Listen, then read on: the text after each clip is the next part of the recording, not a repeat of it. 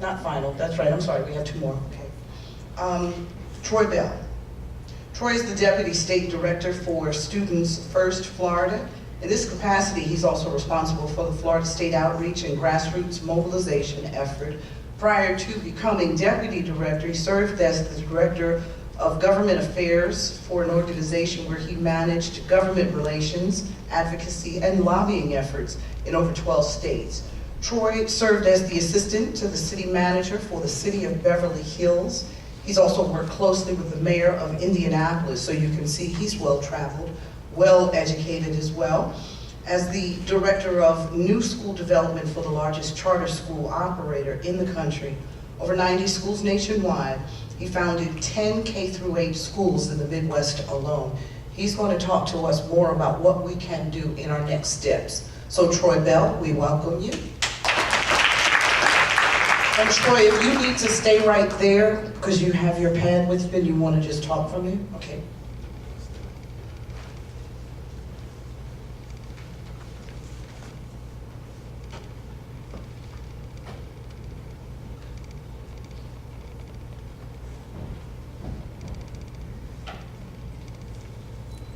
I'd rather stand up and get all this energy out than stay seated.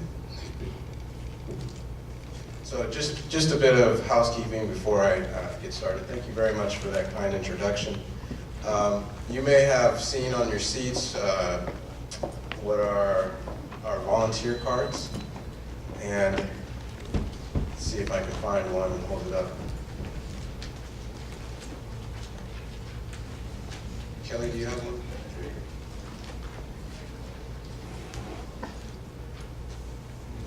So I'd ask you, I beg your indulgence to take a look at this. If you are interested, fill it out. The great thing about it is, if you turn it in, we are giving away a $50 gift card at the end of this evening. For everybody who enters into this evening's drawing for that $50 gift card, at the end of this 8 events, we're giving away an iPad mini. So please go ahead and fill this out. Another quick announcement. As you've heard the previous panelists, this is the We Care campaign. And so we're beginning to try to embrace social media and the power of that. So for those of you who have cell phones and who do tweet, please take out your cell phones and tweet #WeCare so that everybody knows that you are here, that people in Orange County, in Orlando, do care. So please do that. I appreciate your indulgence in this little bit of social media campaign. So, as was mentioned, my name is Troy Bell, and I'm the Deputy Director for Students First. How many folks here in the audience know what Students First is? Very good. I'm glad to see that. Well, for those of you who are not familiar with our organization, Students First is a grassroots movement.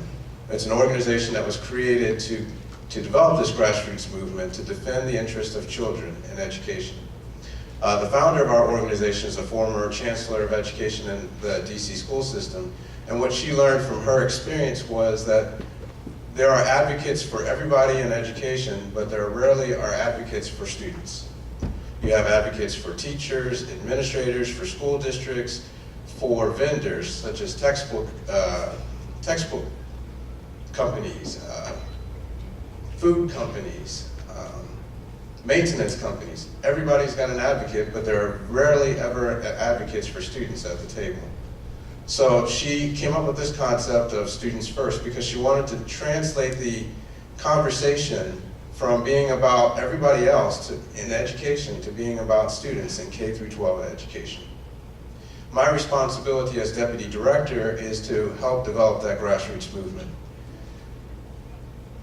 Isha did a great job of talking about what we can do now to address the issue. And as was said earlier, Dr. Jones indicated what is the current state of affairs in the state of Florida. We had a great presentation on Common Core, which is a solution for the future. Isha talked about the development of new leadership. And I'll tell you from my experience, I teach a seminar each year at Purdue University School of Ed and about education reform and choice. And the question that comes up more times than not is, why are charter schools able to be successful in situations where public schools are not? And my answer to that question, although it doesn't usually make them happy, my answer to that question is, there's no special sauce. Typically what I found from my experience working in traditional public schools and working in public charter schools is that those that are successful because they have a great leader. They're successful because they have a great leader that has the resources and the authority to carry out a clear vision and mission. So there's no special sauce. What you heard about what BF Care is doing, Black Floridians Care is doing, is this idea of helping us put the best possible leaders and teachers in front of our students. What I was asked to talk about was the next piece of that puzzle of what we can do now to address the situation that we're in while we're waiting for the future to come to us with Common Core and other solutions down the road. And that is parent engagement. And I think we all know that parent engagement is important. That's not something that we're going to argue about. Parent engagement can take many different forms. Very simply put, parent engagement can be going to the school. It could be engaging with your teacher. It could be going to a district school meeting. It could be going to the Capitol in Tallahassee and advocating for legislative changes. All these are wonderful forms of parent engagement. But there are many other forms, and before I get into those other forms, I'll save that for the end. I'd like to tell you a little bit more about myself.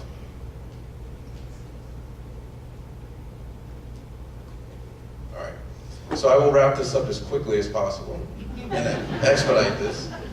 So, a little bit about myself. I'm here because of the fact that my mother cared. I'm able to be here because of her and my father. My mother was a special education teacher for 32 years, PhD in special ed, and by the time I graduated from high school, my father was a retired brigadier general in the U.S. Army. I wouldn't be here if it were not for them. And I bring this up because both of them are Floridians. My mother was born in a shack in Daytona Beach. My father was born in a house on the side of the road in Tampa. And it was education that allowed them to achieve the things that they were able to achieve. My mother graduated at 15 from high school and met my father at Florida A&M University. If it were not for Florida A&M University, I wouldn't be here. But the key thing that I want to instill or share with you is this. The household that I grew up in had three important principles. One was there's no such word as can't. The other one was there are no excuses. And the third was there's no excuse for failure.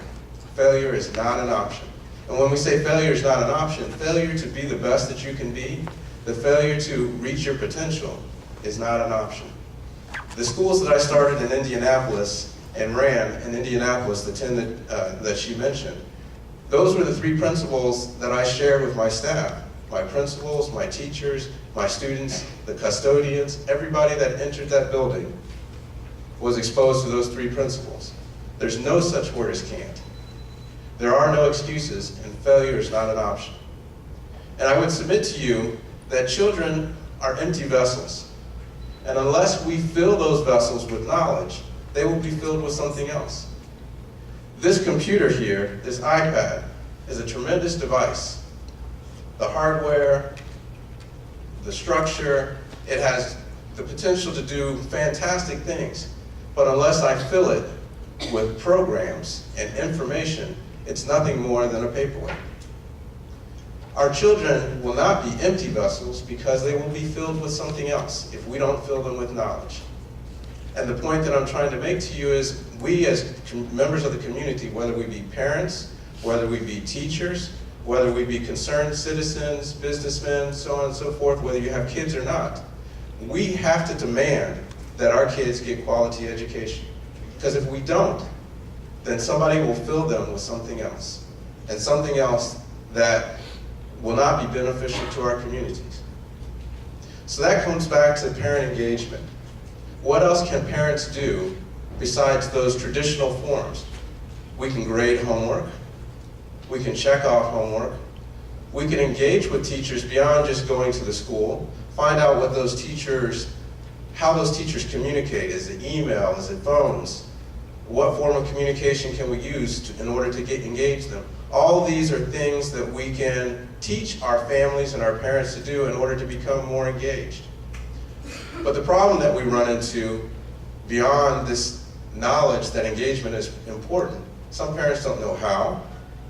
Now I would say that we all agree that most all parents care about their children, but a lot of them do not know how to get engaged. The organization that I work for, Students First, strives to be that mechanism to stand in the gap. You volunteer to become a member of our organization. You come to our organization, we can advocate for you. You join a transformation team, a task force, to help turn around your school or turn around another troubled school or failing school, and you can participate in that process. If you don't have time to be there during school, we stand in the gap, because there are some parents that do have time and there's some parents that don't have time. We pull them all together in a task force together, and when you can't be there, we can. One parent can't, another parent can. So by pooling our resources and working together, we can become engaged as a group, as opposed to trying to navigate our way through the system for our children as individuals. So that's another level of engagement that I would encourage you to seek out and to participate in. Because at the end of the day, like I said, we need to get back to that mindset that there's no such word as can't, that our children are capable of doing anything that they set their minds to. That there are no excuses, and that failure is not an option. So I leave you with that thought. My favorite quote from Shakespeare is, "An idle mind is a devil's playground."